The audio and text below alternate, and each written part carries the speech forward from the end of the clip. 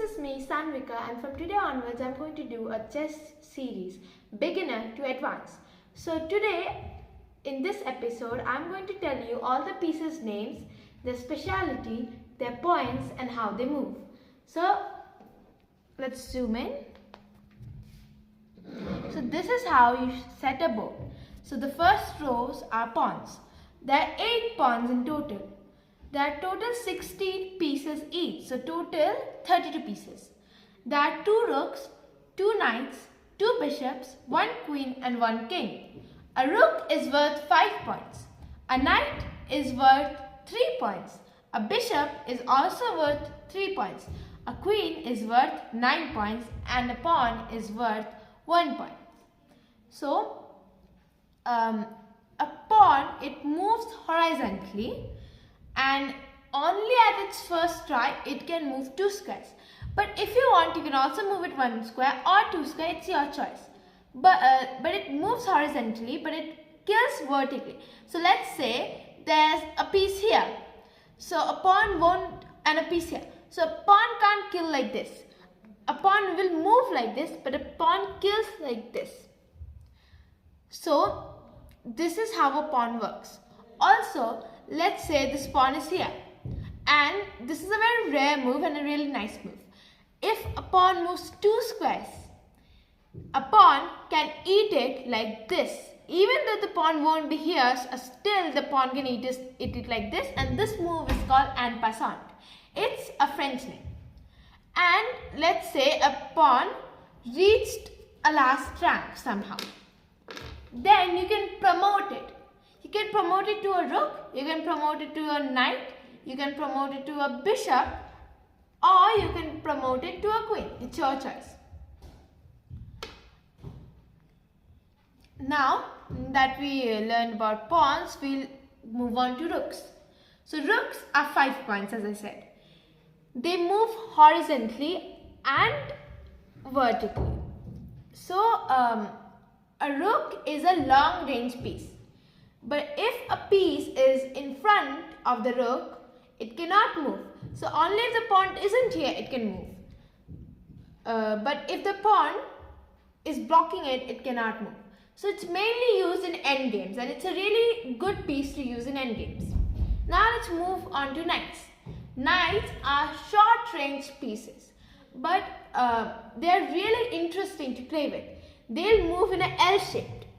But you know what makes knight so special? They're not like any other pieces. You know, all the pieces cannot move if the path is blocked by another piece. But a knight can move. Let's say a rook cannot move like this, but a knight, even though a pawn is in front of it, it can move like this. Also, it's a really nice piece for forking because its moves are really unpredictable. Now, let's move on to bishops. These are also long range pieces. So these are also better at endgames. They move diagonally. So they will move like this. Also, if it's a black squared bishop, it can only move in black squared.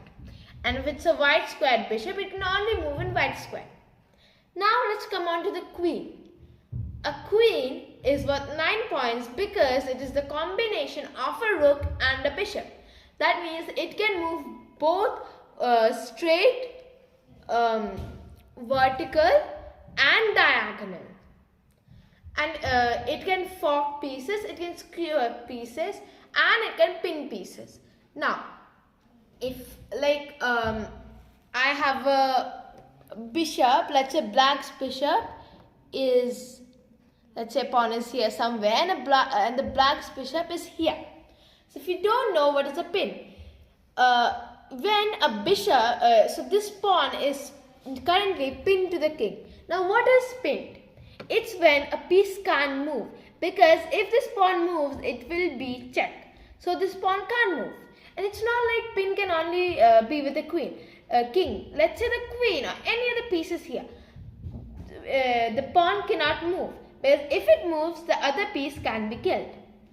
Now, you understand what pin is. Now let's understand what is fork. So let's say the bishop is not here, the queen is not here, and our horse is let's say here and the king is here. So this is forked. How is this forked? The knight is attacking two pieces at the same time, and it's a really good move because you cannot move one piece more than one piece at a time.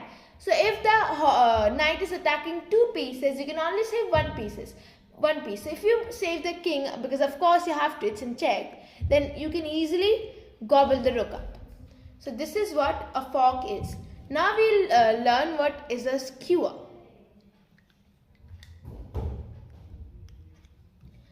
A skewer is mainly done with a rook and a queen.